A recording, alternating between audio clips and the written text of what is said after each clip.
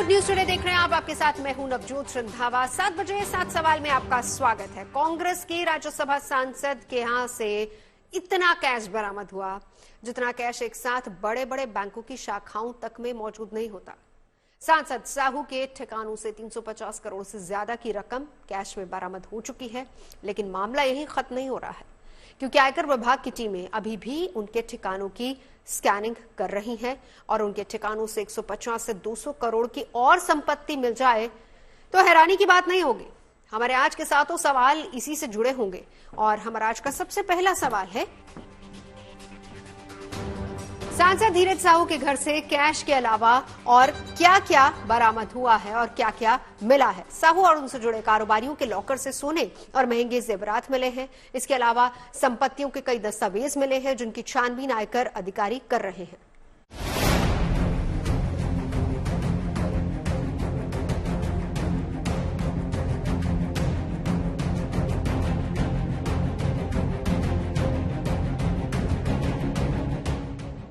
सांसद के ठिकानों से मिले कैश ने चौंकाया। नकदी के बाद अब गहनों की जब्ती जारी। दस्तावेजों की जांच में जुटे आयकर अधिकारी। हैरान कर सकता है कुल बरामदगी का आंकड़ा। 12 अगस्त 2022 यानी आज से ठीक 16 महीने पहले कांग्रेस के एक सांसद ने ट्वीट कर कहा था, नोटबंदी के बाद भी देश में इतना काला धन और भ्रष्टाचार देखकर मन व्यथित हो जाता है। मेरी तो समझ में नहीं आता कि कहां से लोग इतना काला धन जमा कर लेते हैं। काले धन को लेकर जो सांसद हृदय की गहराइयों से विचलित और चिंतित हो रहे थे, उनका नाम है धीरज साहू। साहू ने बेहद मासूमियत से सवाल पूछा था कि उन्हें तो ये समझ में नहीं आता कि कहां लोग इतना काला धन जमा कर लेते हैं। कांग्रेस सांसद धीरज साहू दरअसल इस ट्वीट के माध्यम से सिस्टम का मजाक उड़ा रहे थे। साहू के मजाकिया स्वभाव का खुलासा करीब 1.25 साल के बाद अब हो सका है, जब उनके घर से 350 करोड़ से ज्यादा का कैश मिल चुका है और उनके अथाक खजाने के गहनों और संपत्तियों का मूल्यांकन भी जारी है। पिछले साल सांसद साहू ने काले धन को लेकर जो चिंता जताई थी, दरअसल उसी स्तर की चिंता से फिलहाल बैंक वाले दो चार हो रहे हैं, क्योंकि उनके पास जब्त इस काले धन को रखने के लिए जगह कम पड़ गई है। ओडिशा के बोलांगीर स्टेट बैंक ने इस संबंध में रिजर्व बैंक से मदद मांगी है। 7 दिनों की लगातार छापेमारी के बाद आयकर विभाग ने 351 करोड़ रुपए से ज्यादा कैश और कई किलो सोना बरामद किया हुआ है। इसके अलावा झारखंड और उड़ीसा में हुई इस छापेमारी के दौरान जो इनकम टैक्स डिपार्टमेंट है, उनके अधिकारियों ने कई प्रॉपर्टीज के डॉक्यूमेंट्स और उसके अलावा कई ऐसे डिवाइसेस को भी सीज किया है। कुल मिलाकर अगर बात करें तो 7 दिनों की इस छापेमारी के बाद आयकर विभाग का ये कहना है कि अभी तक जो अनअकाउंटेड मनी है, यानी कि गलत तरीके से कमाया हुआ जो कैश है, उसके अलावा जो प्रॉपर्टी और सोना इसमें मिला हुआ है, कुल मिलाकर आंकड़ा 500 करोड़ रुपए के पार भी पहुंच सकता है। 6 दिसंबर से कांग्रेस सांसद और कारोबारी धीरज साहू के ठिकानों पर आयकर विभाग की रेड आज 7वें दिन भी जारी रही। ओडिशा, पश्चिम बंगाल और झारखंड के 9 ठिकानों पर मारे गए एक साथ छापे में मिले कैश से रेड मारने गए अधिकारियों की आंखें फटी रह गई थी।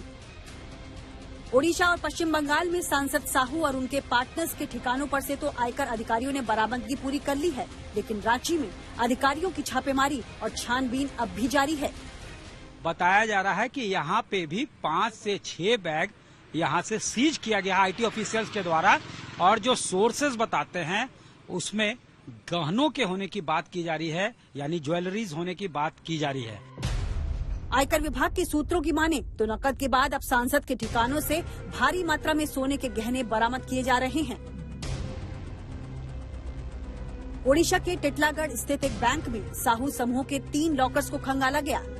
सूत्रों के मुताबिक इन लॉकर्स में भारी मात्रा में सोने के बिस्किट्स और जेवरात रखे गए थे। आयकर विभाग सोने और गहनों का हिसाब किताब लगाने में जुटी हुई है। बताया जा रहा है कि तीनों lockers Baldev Sahu sons and group से जुड़े लोगों के हैं। इनकम टैक्स डिपार्टमेंट की टीम नकदी के बाद अब साहू ग्रुप से जुड़े लोगों की जमीन और संपत्ति के दस्तावेजों को खंगाल रही है।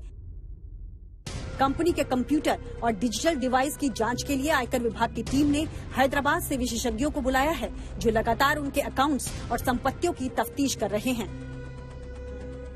अब लगातार ये जो छापेमारी चल रही है तो कहीं न कहीं ये भी कयास लगाया जा रहा है कि कुछ इनक्रिमिनेटिंग डॉक्यूमेंट्स हो सकते हैं जिसकी छानबीन जो है आईटी ऑफिशियल्स कर रहे होंगे, लेकिन अभी भी आईटी ऑफिशियल्स की मौजूदगी उनके आवास पे है। आयकर विभाग की टीमों ने भारी कैश की बरामदगी के बाद कंपनी के अधिकारियों और कंपनी के पार्टनर्स से भी पूछताछ शुरू कर दी है और इस बात की भी संभावना जताई जा रही है कि अभी कुछ नकद और संपत्तियों की बरामदगी संभव है। आयकर विभाग का ये कहना है कि इस मामले की आगे जांच होगी और जांच के दौरान पता चलेगा कि जो ये काली कमाई है इसके पीछे कौन है, किस तरीके से कमाई गई और आगे इसमें क्या कार्रवाई करनी है। कांग्रेस के सफेद पोश सांसद धीरज साहू के ठिकानों से बरामद हुए काले धन का आंकड़ा कहां जाकर थमेगा, इसका केवल अनुमान लगाया जा सकता है, लेकिन आयकर विभाग के सूत्रों के अनुसार ये आंकड़ा 500 करोड़ को पार कर लेगा। रांची से सत्यजीत कुमार और दिल्ली से मुनीश पांडे के साथ bureau report, good news today. सांसद के ठिकानों से मिले अकूत कैश ने कई सवाल भी खड़े कर दिए हैं। जांच एजेंसियों को संदेह है कि इन रुपयों का इस्तेमाल अवैध लेन देन में किया जाता था। आयकर विभाग के सूत्रों के मुताबिक अवैध धन इधर उधर पहुंचाने में मुखौटा कंपनियों की भूमिका की जांच भी दायरे में है और इन पर भी शिकंजा कसने की तैयारी चल रही है। हमारा आज का सवाल इसी से जुड़ा हुआ है और हमारा आज का दूसरा सवाल है, काले धन के कुबेर का क्या है हवाला कनेक्शन। इसके बारे में ज्यादा जानकारी दे रहे मेरे सहयोगी मुनीश पांडे। कांग्रेस के सांसद धीरज साहू के यहां से जो पैसे बरामद हुए हैं उसे लेकर अब यह भी शक जताया जा रहा है कि क्या जो पूरा का पूरा व्यापार था उसमें हवाला कारोबारी भी शामिल थे या नहीं थे। दरअसल इसके पीछे की सबसे बड़ी वजह यह बताई जा रही है कि जब भी इतनी बड़ी मात्रा में कहीं पर कैश बरामद होता है तो कई बार ऐसा देखा गया है कि वहां पर जो हवाला कारोबारी हैं वो भी ऑपरेट करते थे, यानी कि कई जो पैसा जब्त किया गया है 351 करोड़ रुपए से भी ज्यादा का, उसमें ऐसा भी हो सकता है कि जो हवाला ऑपरेटर हैं, हवाला कारोबारी हैं, उनका भी पैसा वहां पर हो सकता है। इसको लेकर अभी आयकर विभाग ने कुछ पुख्ता जानकारी नहीं दी है, कोई इसको लेकर अभी कोई पुख्ता सबूत नहीं मिला हुआ है, लेकिन जितनी मात्रा में पैसा मिला हुआ है उसी की वजह से शक जताया जा रहा है कि क्या पूरे व्यापार में सिर्फ ये बिजनेस का पैसा था या गलत तरीके से कमाया गया पैसा था या फिर इस पूरे पैसे को लेकर हवाला कारोबार भी किया जा रहा था। इनकम टैक्स अधिकारियों की माने तो छापामारी में उन्हें कई संदिग्ध दस्तावेज मिले हैं। इन दस्तावेजों में कई संदिग्ध लेन देन का ब्यौरा भी है और सूत्रों का दावा यह है कि सांसद के ठिकाने से एक लाल डायरी भी मिली है जिसमें कई महत्वपूर्ण जानकारियां दर्ज हैं। हमारा तीसरा सवाल इसी से जुड़ा हुआ है और तीसरा सवाल है, छापामारी में मिली लाल डायरी का क्या है राज। इसके बारे में बता रहे हैं मेरे सहयोगी सत्यजीत कुमार। झारखंड के कांग्रेस से राज्यसभा सांसद धीरज प्रसाद साहू के यहाँ जो बुधवार से आईटी रेड शुरू हुए थे वो अभी भी जारी हैं। बेशक उड़ीसा के उनके ठिकानों से कैश की बरामदगी हुई थी, हरे हरे नोट दिखे थे, लेकिन अभी भी रांची स्थित उनके आवासीय परिसर में रेड जारी है। कहा जा रहा है, सूत्र जो बताते हैं कि कोई लाल डायरी भी मिली है और कुछ इनक्रिमिनेटिंग डॉक्यूमेंट्स मिले हैं जिसको अभी भी आईटी ऑफिशियल्स खंगाल रहे हैं। कुछ इनक्रिमिनेटिंग डॉक्यूमेंट्स मिले हैं जिसको जो है वेरीफाई किया जा रहा है, जिसकी जांच की जा रही है और जिससे तलाशा जा रहा है कि इसका लिंक जो है कैसे जो है धीरज साहू से है और कहां कहां जो है कागजात इसके हो सकते हैं, कहां कहां इन्वेस्टमेंट हो सकता है। ऐसे कुछ एविडेंस और विटनेस जो है प्रूफ सब्सटेंस कहा जा रहा है कि आईटी ऑफिशियल्स के हाथ लगे हैं। कहते हैं कि मुसीबत आती तो एक साथ नहीं बल्कि कई तरीकों से आती है। साहू ग्रुप की कंपनियों के साथ भी कुछ ऐसा ही हुआ है। दरअसल इस छापामारी के बाद ओडिशा एक्साइज डिपार्टमेंट भी एक्टिव हो गया। विभाग ने राज्य भर में देशी शराब निर्माण इकाइयों के दस्तावेजों का सत्यापन शुरू कर दिया। साहू की कंपनी करीब 3 दशक से ओडिशा में देसी शराब निर्माण और बिक्री के कारोबार में है। और हमारा आज का चौथा सवाल इसी से जुड़ा हुआ है। सवाल हमारा चौथा ये है कि छापामारी के बाद कैसे बढ़ रही है साहू ग्रुप की मुसीबतें। ज्यादा जानकारी सत्यजीत कुमार से।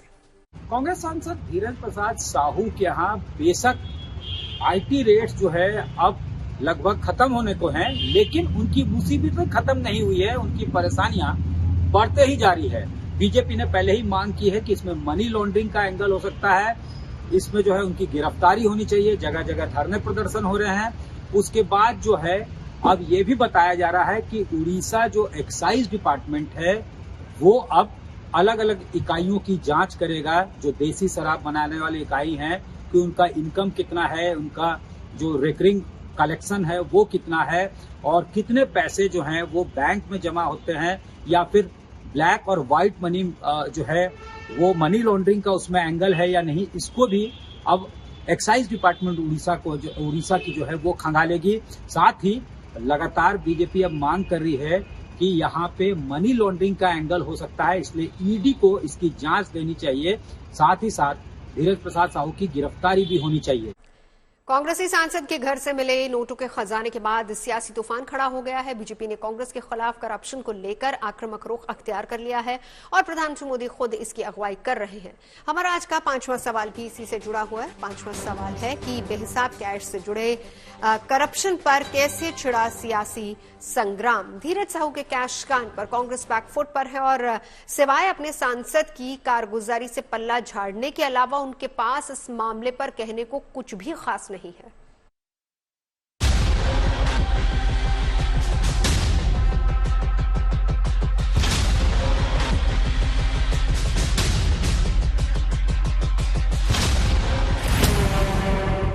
कांग्रेस सांसद धीरज साहू के ठिकाने से मिले अकूत कैश से सियासत के गलियारों में हड़कंप मच गया है। नोटों के जखीरों के सामने आने के बाद काले धन और करप्शन एक बार फिर से सियासत के केंद्र में आ गए हैं। मामला कांग्रेस सांसद से जुड़ा है, लिहाजा बीजेपी को कांग्रेस को भ्रष्टाचार के मामले में घेरने का मौका मिल गया है। करप्शन पर कांग्रेस को लेकर बीजेपी की ओर से अटैक की अगुवाई खुद प्रधानमंत्री नरेंद्र मोदी कर रहे हैं।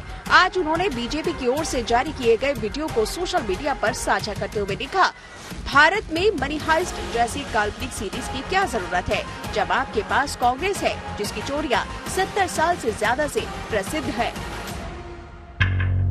दरअसल बीजेपी ने इस वीडियो में superhit web series money heist की थीम का इस्तेमाल करते हुए आयकर विभाग द्वारा कांग्रेस सांसद के परिसरों से जब्त रुपए का वीडियो पोस्ट किया है।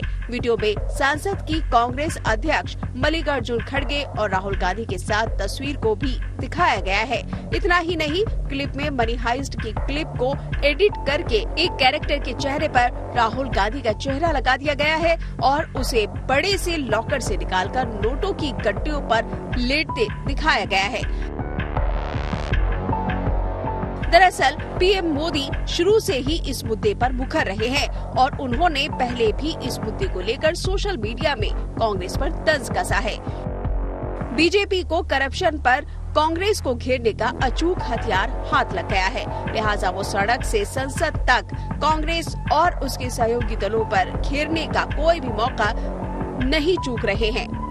बीजेपी कांग्रेस और भ्रष्टाचार को एक दूसरे का पर्यायवाची ठहरा रही है और कांग्रेस के सहयोगी दलों से पूछ रही है कि वो इस मामले पर चुप क्यों हैं।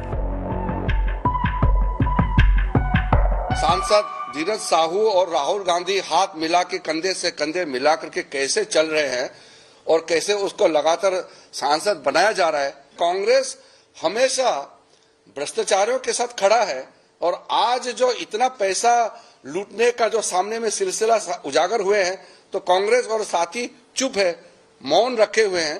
तो आप समझ सकते हैं वो कांग्रेस पार्टी का नाम ही करप्शन पार्टी होना चाहिए, क्योंकि कांग्रेस ही करप्शन का जड़ है।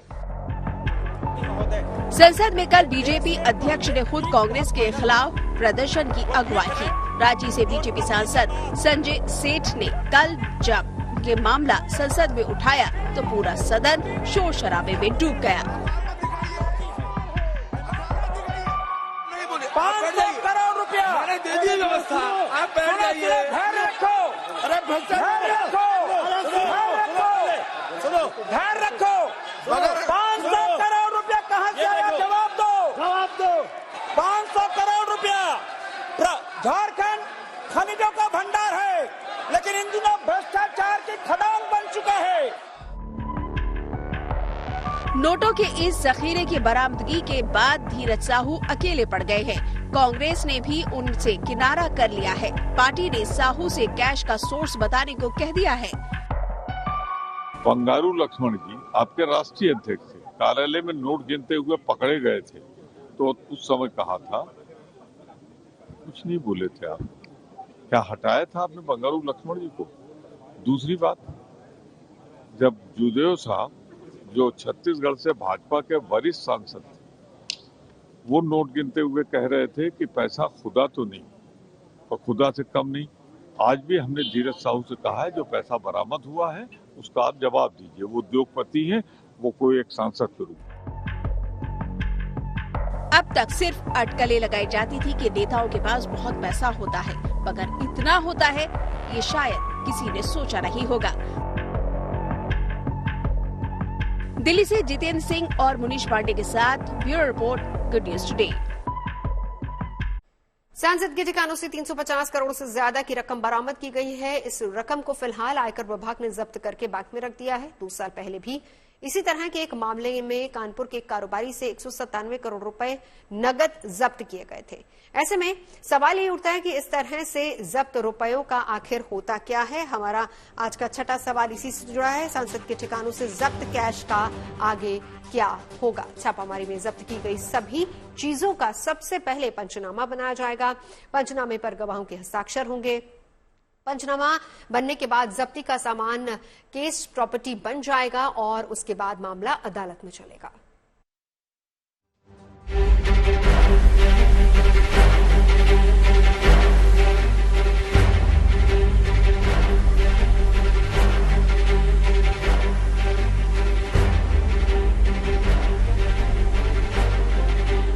कैश से भरे कंटेनर और बक्से,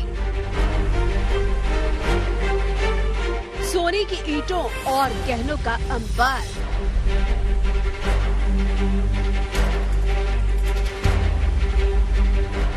भ्रष्टाचार और काले धन के धरपकड़ की ये कहानी कोई नई नहीं है।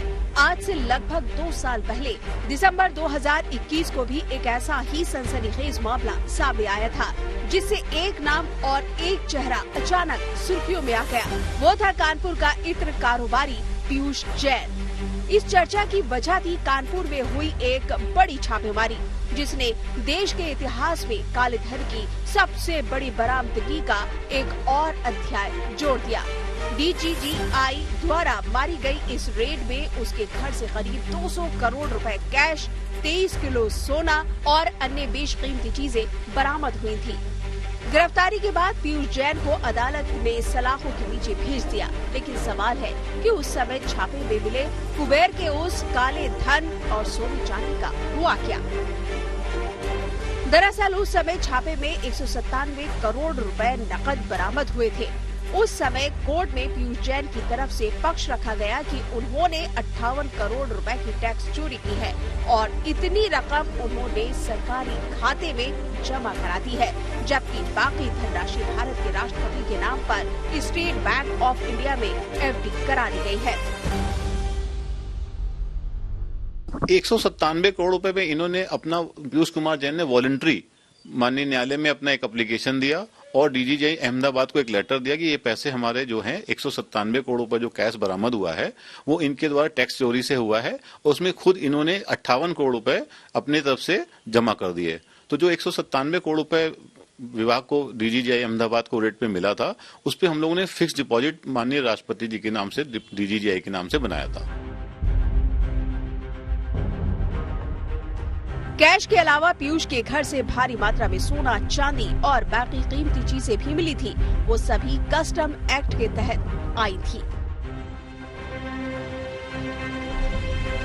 इतना ही नहीं, इनकम टैक्स विभाग अलग से आय से ज्यादा स्रोत पर टैक्स न देने के मामले में पीयूष जैन की जांच कर रही है और उनके द्वारा टैक्स लायबिलिटी का आकलन फिलहाल नहीं किया गया है। उम्मीद है कि इनकम टैक्स द्वारा भी सैकड़ों करोड़ की टैक्स लायबिलिटी पीयूष जैन पर लगाई जा सकती है। पीयूष जैन का मामला काले धन की बरामदगी को लेकर की गई एजेंसियों की कार्रवाई की एक नजीर भर है। सांसद धीरज साहू के ठिकाने से मिले अकूत कैश के बाद भी आयकर विभाग की तरफ से ऐसी ही कार्रवाई धीरज साहू के खिलाफ हो सकती है। मतलब साफ है कि आने वाले दिन सांसद साहू और उनके कारोबारी मित्रों के लिए मुसीबत भरे हो सकते हैं। कानपुर से सीमा चावला के साथ bureau report, good news today. सांसद धीरज साहू मुसीबत में घिरे हुए हैं। अभी तो वो केवल आयकर विभाग के चंगुल में फंसे हैं, लेकिन जांच का दायरा इनकम टैक्स से लेकर आगे ईडी तक के हाथों में जा सकता है। ऐसे में हमारा 7वां और आखिरी सवाल ये है कि सांसद के खिलाफ क्या क्या कानूनी कार्रवाई हो सकती है। इसके बारे में ज्यादा जानकारी दे रहे हैं सुप्रीम कोर्ट के एडवोकेट रुद्र विक्रम सिंह। इस मामले में जो सांसद हैं उनके खिलाफ पहले इनकम टैक्स विभिन्न धाराओं में कार्रवाई करेगी, उनके खिलाफ केस बनाएगी, इनकम टैक्स के मामले होंगे। उसके बाद पीएमएलए आती है, जो ईडी आती है, जो ईडी पीएमएलए एक्ट के तहत काम करती है। अगर ये पाया जाएगा उसमें कि कुछ ऐसे मामले भी हैं, मनी लॉन्ड्रिंग का भी कुछ मामला है, तो ईडी उन पे पीएमएलए एक्ट के तहत मुकदमा दर्ज करेगी, उनको अरेस्ट करेगी और उन पर मुकदमा चलाएगी। 7 बजे 7 सवाल में अभी के लिए बस इतना ही। देश और दुनिया की तमाम अच्छी खबरों के लिए आप देखते रहिए गुड न्यूज टुडे।